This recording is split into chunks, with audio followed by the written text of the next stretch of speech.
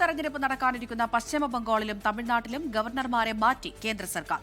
പശ്ചിമ Bengal governor CV Ananda Bose രാജിവെച്ചു. Tamil Nadu governor RN രവിയെ Bengal ഗവർണറായി നിയമിച്ചു. ഗവർണർ പദവിയിൽ വേണ്ടത്ര സമയം ചെലവഴിച്ചതിന് ശേഷമാണ് രാജിയെന്ന് CV ആനന്ദബോസ് പ്രതികരിച്ചു. CV ആനന്ദബോസിനെ ഗവർണർ സ്ഥാനത്തു നിന്ന് നീക്കിയ വിവരം കേന്ദ്ര ആഭ്യന്തര മന്ത്രാലയം അറിയിച്ചെന്ന് ബംഗാൾ മുഖ്യമന്ത്രി മമതാ ബാനർജി വ്യക്തമാക്കി. PR അരവിന്ദ് തുടരുന്നുണ്ട് വിവരങ്ങൾ നൽകാനായി. അരവിന്ദ്, ഈ സൂചിപ്പിച്ചതുപോലെ നിയമസഭാ തെരഞ്ഞെടുപ്പ് അടുക്കുകയാണ്. അതിനിടയിലാണ് ഇങ്ങനെയൊരു മാറ്റം. എന്താണ് ഇത് സംബന്ധിച്ച് കേന്ദ്ര സർക്കാർ നൽകുന്ന വിശദീകരണം?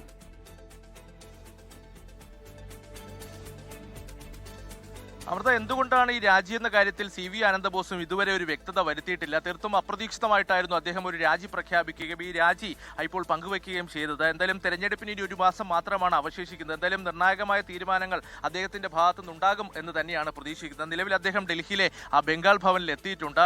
അദ്ദേഹം ഡൽഹിയിൽ തന്നെ തുടരുകയാണ്.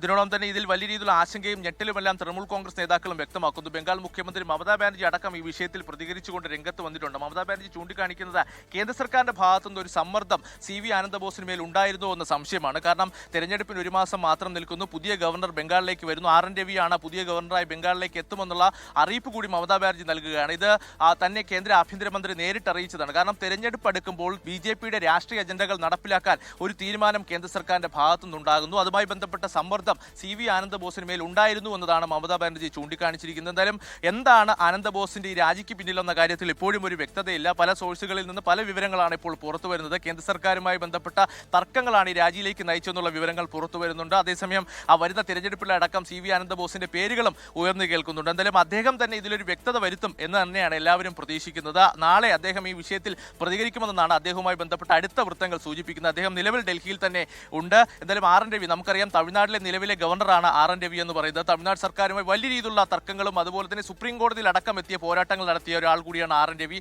RN രവി ബംഗാളിലേക്ക് വരുമ്പോൾ അത് തൃണമൂൽ കോൺഗ്രസിനെ സംബന്ധിച്ചിടത്തോളം തെരഞ്ഞെടുപ്പ് അടുത്തിരിക്കുമ്പോൾ വലിയ ഈ മാറ്റം അത് വലിയ രീതിയിലൊരു ആശങ്ക ഉണ്ടാക്കുന്നതാണ്.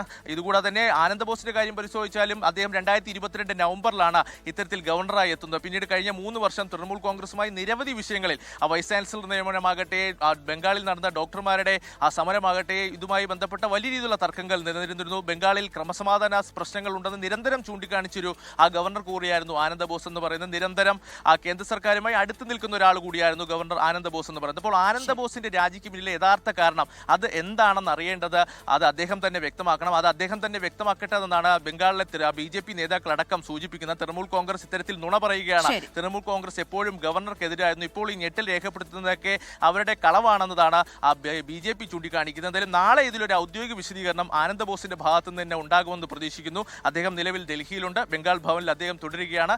എന്തായാലും പ്രതികരണം തന്നെയാണ് നമ്മൾ പ്രതീക്ഷിക്കുന്നത്. വിവരങ്ങളാണ് ഡൽഹിയിൽ നിന്ന് PR അരവിന്ദ് പങ്കുവച്ചത്.